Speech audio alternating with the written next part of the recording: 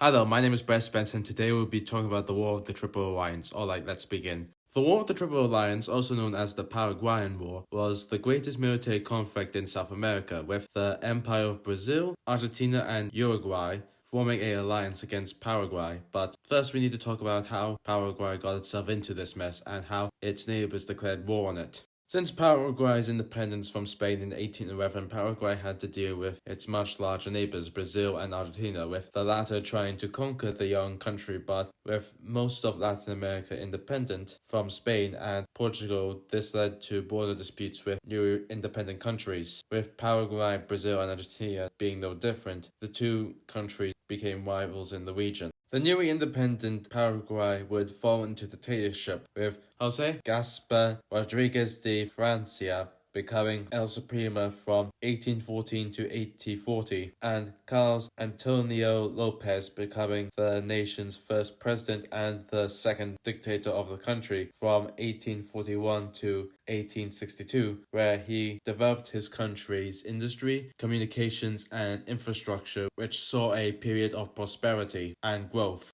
When Carlos Antonio Lopez died, his son Francisco Solano Lopez became president and the country's third dictator. Francisco Lopez had served in his father's government as Minister of War since 1856 and went around Europe in a series of diplomatic missions, with him developing a fascination with Napoleon Bonaparte and his nephew Napoleon III, and he wanted to become a Napoleon of South America. In order to achieve this, he and his father created a sizable army and a river fleet to control the rivers in the region in order for Paraguay to become a regional power. Meanwhile, in Uruguay, the liberal Colorados party revolted against the ruling Blanco party, which were supported by Paraguay, and Brazil sent troops to support the Colorados in 1864, and Lopez declared war on Brazil and invaded Mato Grosso. Argentina remained neutral at the start of the war, but did allow Brazilian ships to go through its rivers, but not Paraguay's, so Lopez declared war on Argentina on March 18, 1865, and invaded the Corrientes province. While Lopez was invading Corrientes, the Brazilians defeated the Blancos and installed the Colorados, and with this, Brazil, Argentina, and Uruguay formed the Triple Alliance on May 1st, with Argentina President Mitre being appointed commander-in-chief of the Allied forces. The Argentinian army launched a counterattack and recaptured Corrientes city after a bit of fighting on May 25th, but had to abandon the city when another Paraguayan army arrived and they retreated back to their previous positions. The Brazilian navy blockaded the Rio de la Plata, preventing Paraguay from trading with its partners, and in an attempt to break the blockade, Lopez sent the Paraguayan navy under the command of Pedro Ignacio Mesa to surprise the Brazilian fleet at Riachuelo and seize the ships under the cover of darkness before the Brazilians could react. But on June 11, 1865, the Paraguayan fleet sailed out to surprise the Brazilian fleet under the command of Francisco Manuel Barroso. But as soon as the Paraguayan fleet was in range of the Brazilian ships, Meza ordered his ships to open fire, alerting the Brazilian crews who were heading back to their ships and counterattacked. The Paraguayans had the upper hand till Barroso's flagship charged Meza's line and rammed several smaller ships, and Meza was hit in the chest, forcing the Paraguayans to retreat under heavy fire. For this victory, Barroso would be made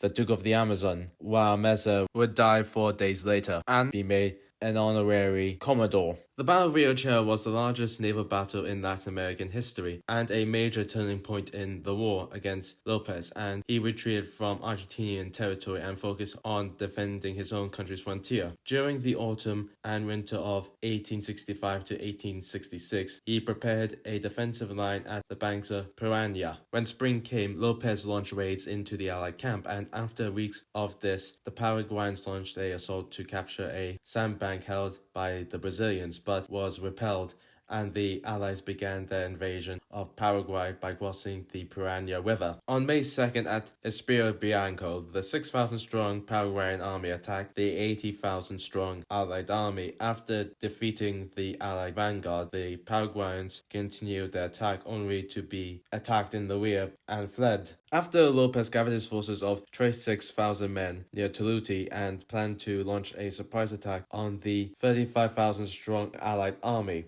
On the morning of May 24th, the Paraguayans' attack began at 11:55 after a Congreve rocket signaled the attack, and the Paraguayans attacked the Allied army, where the Paraguayans defeated the Uruguayans but were repulsed by a brigade of Brazilians. The attack on the Allied center left was completely destroyed, and the left and right flanks were routed, with the Paraguayans defeated, with them suffering 13,000 casualties, with the Allies only suffering 4,248 casualties in the most decisive battle of the war and the most bloodiest battle of the war, which ended major Paraguayan offensives in the war. With this defeat, Lopez retreated deeper into Paraguay in a fighting retreat and built fortified batteries at strategic points to slow down the Allied advance. But the Allies suffered a defeat at the Battle of Curupati, which forced the Allies to halt their offensive, and the Allied army regrouped and reorganized for many months, and during this time disease broke out in the Allied camp, which led to improvements in the supply system and medical corps. By the time Allied operations began in July 1867, the Allies had to deal with the fortress at Humaita, which was nicknamed the Paraguayan Sevastopol, so they laid siege to it. The Paraguayans